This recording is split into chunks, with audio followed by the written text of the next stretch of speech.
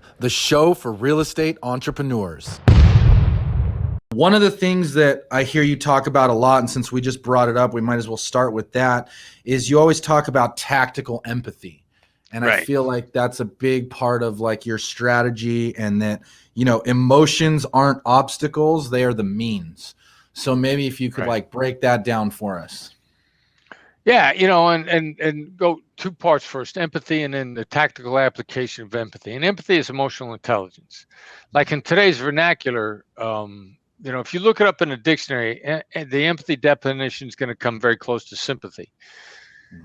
That's why a dictionary is a great source, because the dictionaries change their definitions every year depending upon how the word is being used. So empathy was never sympathy. It was never compassion. It's a compassionate thing to do. It's very closely intertwined with emotions. Stephen Kotler, a guy that I have a tremendous amount of respect for and we collaborate with, says empathy is about the transmission of information. Compassion is the reaction to that information. Empathy is really the transmission of information and the transmission of your understanding of what the other side's perspective is, which if you can line it up in that really narrow area, it's neither sympathy nor agreement. Bob Mnookin, the head of program on negotiation at Harvard, wrote a book called Beyond Winning, where he completely unequivocally says empathy is not agreement. It's not sympathy. It's not even liking. You don't even got to like the other side to understand them, to be able to articulate your understanding. Now let's get into the tactical application of that.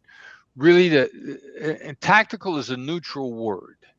You know, it's neither good nor bad. It's who's using it and for what purpose. Tactically, because of the neuroscience advances, really that are ongoing, but principally in the last 10 years, we understand, we can watch the way the brain works with something called an fMRI, functional magnetic resonance imaging device. We watch thoughts go through people's heads. We can map the brain. There's something in the brain everybody's heard of called the amygdala. Almost everybody's heard of the amygdala hijack. You know, that's when somebody's out of control and they're angry. Their reptilian brain is taken over, the caveman brain.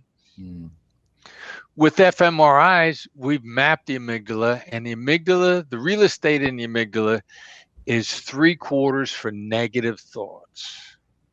75% of the real estate in there is for negative thoughts. It's negative. Wow.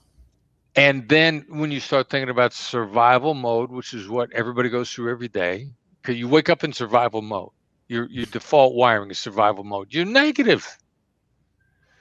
Now we throw in what neuroscience has taught us, and this experiment has been replicated. Simply calling out a negative diminishes it, not denying it.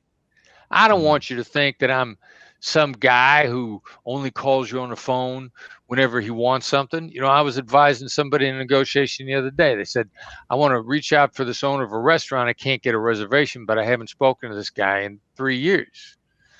I don't want to seem like somebody that only calls when they want something. And I said, just tweak that. Send the text message. I know I'm going to seem like the kind of person that only calls when they want something. The 2mm shift, the identification of a negative, not the denial. I don't want you to think I'm lowballing you. You're probably going to think I'm lowballing you. That 2mm shift is an accelerator of the deal. And how do you come across when you say that? Honest, fearless, vulnerable, likable. And that's why this stuff accelerates deals, because you give that kind of an impression to the other side. Even if you're the guy or gal that hasn't reached out for them in 3 years and you're only calling something because you want something, they're like, all right, fair, you were honest about it. How can I help? To watch this full Founders Club interview, click the link in the description below. And while you're here, don't forget to hit that like button and subscribe for future videos.